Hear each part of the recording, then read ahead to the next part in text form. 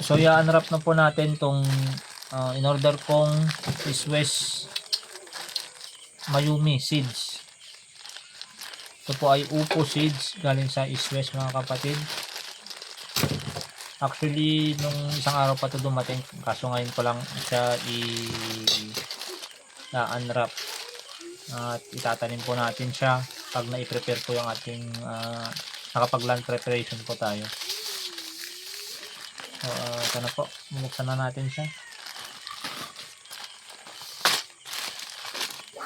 Hoping hindi po ito expire, no? Tumubo mga kapatid.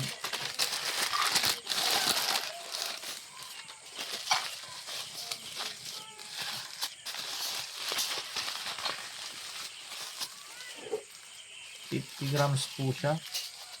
50 grams po ito.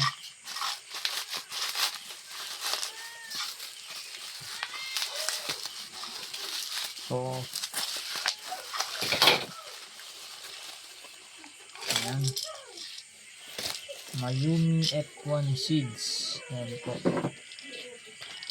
Expiration po na is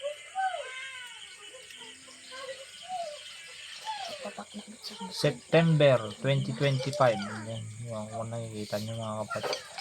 So update ko po rin kayo kung tutubo ito at malalaman nyo po para maganda po yung ating ibibigay na review pag tumubo sa store.